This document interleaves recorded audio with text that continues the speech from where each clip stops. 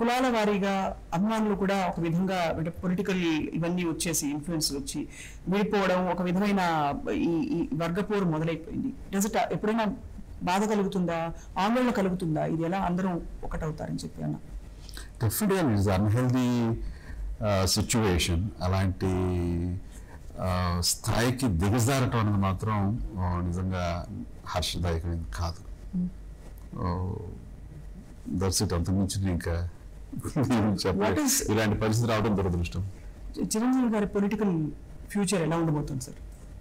అది ఎవరు నిర్ణయించరు. ఎందుకంటే నాకున్నటువంటి ఈ 7-8 సంవత్సరాల ఈ పొలిటికల్ దీంట్లో జరిగిన ప్రతి ఫేజ్ చూసుకుంటే నాకు ఒక క్రాష్ కోర్స్ లాగా అనిపిస్తుంటుంది. ఎవరైనా సరే ఈ 8 ఏళ్లలో ఒక 2 జనరల్ ఎలక్షన్స్ చూసిన వాళ్ళకి పెద్ద వేరియేషన్ ఉండదు. ఒకసారి గెలిచావా, పదవి వచ్చిందా, ఓడిపోయావా, పదవి లేకుండా ఉన్నావా, ఇంతే ఉంటుంది. నాది అలా కాదు. ఒక పార్టీ ప్రెసిడెంట్గా అండ్ పోటీలో 2 చోట్ల నిలబడితే ఒక చోట ఓడిపోయి మరో చోట గెలిచినటువంటి ఆ సందిగ్ధావస్థ పరిస్థితి నాకు. ఆ తర్వాత 3 ఏళ్ల ఎమ్మెల్యే తర్వాత ఒక రాజ్యసభ ఎంపీని అవటం, దాని ముందు పార్టీని మెర్జర్ చేసి నా పార్టీని వేరే పార్టీలో విలీనం చేయటం, ఆ తర్వాత ఎంపీని అవటం, ఆ తర్వాత మినిస్టర్ని అవటం, ఆ తర్వాత మళ్ళీ ఎంపీగా కొనసాగుతున్న పార్టీ యొక్క ఎగ్జిస్టెన్సే ఎక్కడ లేకపోవటం, ఆ రకంగా ఏమీ లేని పరిస్థితి, ఒక స్తబ్దత, ఎన్ని వేరియేషన్స్ పొలిటికల్గా ఐ డోంట్ థింక్ ఎవరికి ఉండదేమో, నాకేనేమో అని అనిపిస్తుంటుంది. అది వాస్తవం కూడా. ఇన్ని వేరియేషన్స్ ఇది డెఫినెట్గాను చాలా పెద్ద ఎక్స్పీరియన్స్. ఇది చాలా సీరియస్ ఎక్స్పీరియన్స్, ఇంత కాస్ట్లీ ఎక్స్పీరియన్స్ ఇది. అంటే చాలా ఎమోషన్స్, చాలా వేరియేషన్స్. అండ్ నేనున్నటువంటి పరిస్థితిలోనే పదవికి, మినిస్టర్ పదవికి రాజీనామా చేసి ఆ తర్వాత ఒక స్ట్రగుల్ ఏంటి, మన సమైక్య ఆంధ్ర టైంలో ఆ టర్బులెన్స్, ఆ కొద్ది నెలలు ఆ టర్బులెన్స్ అంతా ఇంత కాదు, ఎంత మానసికంగా సంఘర్షణ లోనవాల్సి వచ్చిందో.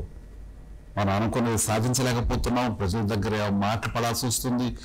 అండ్ ఈ రకమైనటువంటి పరిస్థితుల్లో అసహాయ నిస్సహాయ పరిస్థితులలో ఒకసారి ఏం చెప్తున్నారు సార్ మీకు ఆ టైంలో, కష్టమైన టైంలో, నిస్సహాయ స్థితిలో? బికాజ్ మీరు అన్నట్టు అమ్మాయిలు ఎవరో ఎక్స్పెక్ట్ చేసేస్తారు.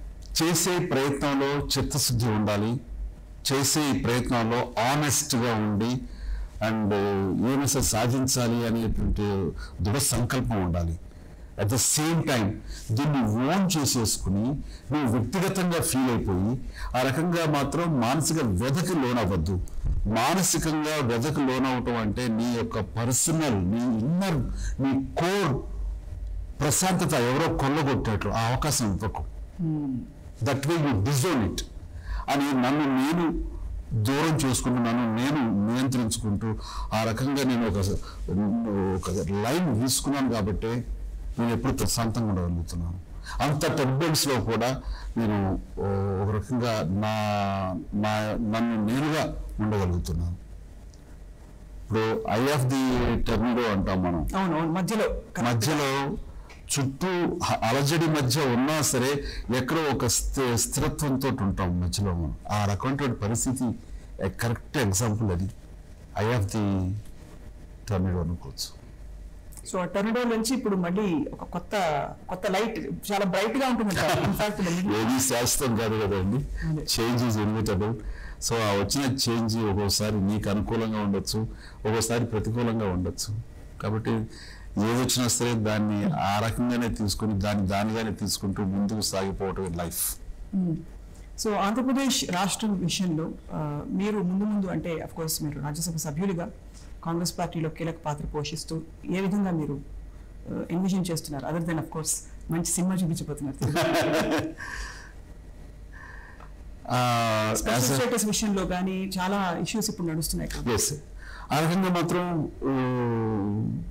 మన ఆంధ్రప్రదేశ్ అభివృద్ధికి, మన ఆంధ్రప్రదేశ్ భవిష్యత్తుకు సంబంధించి ఏమేమి అంశాలు మనం రాబట్టాలి అని అనుకుంటున్నామో అది రాబట్టే దిశగా మాత్రం ఖచ్చితంగా చిత్తశుద్ధితోటి నా బాధ్యత, నా ధర్మం నెరవేరుస్తాను.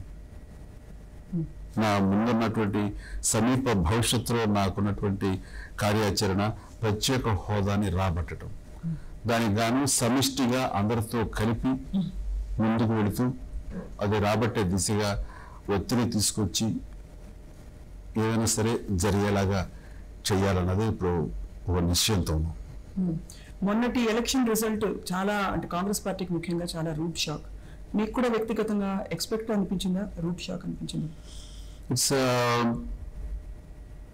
ఎక్స్పెక్ట్ చేయలేదు, కానీ అది అధికారులకు వస్తామని మాత్రం నేను అనుకోలేదు వ్యక్తిగతంగా. ఎందుకంటే 10 years పాటు రూలింగ్లో అధికారంలో ఉన్న వాళ్ళకి యాంటీ ఇన్కంబెన్సీ అనేది ఉంటుంది. ఆ రకంగా మనం ఒక స్టెప్ వెనక వేసి ఇప్పుడు ప్రతిపక్షంలో కూర్చునే పరిస్థితులు రావచ్చు, అటు కేంద్రంలో కానీ ఇటు స్టేట్లో కానీ అనుకున్నా కానీ ఇంతటి రిజల్ట్స్ ఉంటాయని మాత్రం నిజంగా నేను ఊహించలేదు. ఇది నా షాక్ లాగానే.